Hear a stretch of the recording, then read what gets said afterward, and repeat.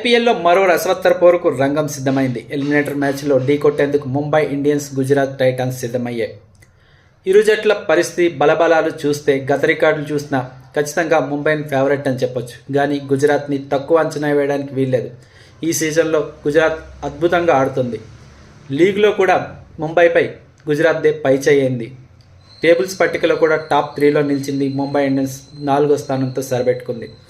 అయితే మొదటి నుంచి చూస్తే ఖచ్చితంగా గుజరాత్ ఫేవరెట్గా నిలుస్తుందని, టాప్ 1 ప్లేస్లో నిలుస్తుందని అందరూ అంచనా వేశారు. కానీ లీగ్లో చివరి 2 మ్యాచ్ల్లో ఓడి కేవలం 3వ స్థానంతో సరిపెట్టుకుంది.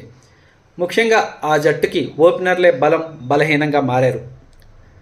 ఇటు సాయి సుదర్శన్ కానీ, శుభ్మన్ గిల్ కానీ అద్భుతంగా ఆడుతున్నారు. ప్రతి మ్యాచ్లో దాదాపు కీలక ఇన్నింగ్స్ ఆడుతున్నారు. వీరిద్దరే జట్టుకి చాలా బలం అని చెప్పాలి. ఇద్దరిలో ఎవరు ఫెయిల్ అయినా వన్డౌన్లో వచ్చిన జోస్ బట్లర్ అద్భుతంగా ఆడుతూ కీలక విజయాలు అందించాడు. కానీ ఇప్పుడు జోస్ బట్లర్ టీంలో అందుబాటులో లేడు. స్వదేశంలో సిరీస్ కోసం వెళ్ళిపోయాడు. ఇది గుజరాత్కి పెద్ద దెబ్బ అని చెప్పాలి. జోస్ బట్లర్ ఈ మ్యాచ్లో లేకపోవడం గుజరాత్కి కాస్త ఆందోళన కలిగించే అంశమే. ఇక మిడిల్ ఆర్డర్ భారం అంతా షారుఖ్ ఖాన్, రూదర్ఫర్డ్ మీద ఆధారపడి ఉంది. వీరిద్దరు కూడా రాణిస్తేనే గుజరాత్కి విజయావకాశాలు ఉంటాయి. ఖచ్చితంగా బ్యాటింగ్ ముంబైతో పోల్చుకుంటే బలహీనంగానే కనిపిస్తుంది గుజరాత్. ఇక బౌలింగ్లో మాత్రం ముంబైకి గట్టి పోటీనిచ్చేటట్టే ఉంది గుజరాత్ జట్టు. సిరాజ్, సాయి కిషోర్, ప్రసిద్ధ్ కృష్ణ ముంబై బ్యాట్స్మెన్ను ఎంతవరకు కట్టడి చేస్తారనే దాని మీద విజయం ఆధారపడి ఉంటుంది. ఇక ఆల్రౌండర్ రషీద్ ఖాన్ ఉన్న అంతగా రాణించట్లేదు. అటు బ్యాటింగ్లో కానీ ఇటు బౌలింగ్లో కానీ పెద్దగా ప్రభావం చూపించలేకపోతున్నాడు. ఇక ముంబై విషయానికి వస్తే సూర్యకుమార్ సూపర్ ఫామ్ ఆ జట్టుకు అదనపు అడ్వాంటేజ్. దాదాపు ప్రతి మ్యాచ్లో సూర్యకుమార్ అద్భుతంగా రాణిస్తున్నాడు. అయితే ఓపెనర్ రికిల్టన్ అందుబాటులో లేకపోవడం ముంబైకి కాస్త లోటే.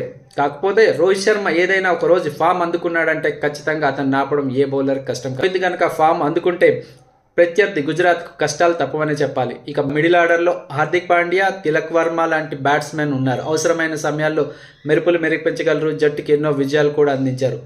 ఇక నమందీర్ లాంటి బ్యాట్స్మెన్ కూడా అప్పుడప్పుడు మెరుపులు మెరిపిస్తున్నాడు. ఇలా చూసుకుంటే గుజరాత్తో పోల్చుకుంటే ఖచ్చితంగా ముంబై బ్యాటింగ్లో చాలా బలంగానే కనిపిస్తుంది.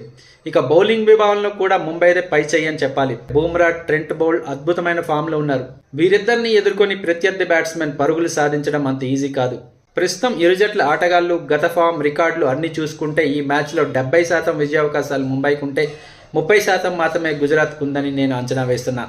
ఒకవేళ వర్షం పడి మ్యాచ్ రద్దయితే గుజరాత్కి అదృష్టం కలిసి వచ్చినట్టే. ఎందుకంటే పాయింట్ల పట్టికలో ముంబై కంటే అగ్రస్థానంలో ఉంది గుజరాత్. కాబట్టి పూర్తిగా మ్యాచ్ రద్దయితే ముంబై తరువాత రౌండ్కి చేరుతుంది. మ్యాచ్ జరిగి గుజరాత్ ఓడితే గుజరాత్ జర్నీ ఇక్కడతో ముగిసిపోతుంది. ముంబై ఇండియన్స్ మ్యాచ్లో గెలిస్తే తరువాతి మ్యాచ్లో పంజాబ్ కింగ్స్ని ఎదుర్కోవాల్సి ఉంటుంది. సో చూద్దాం.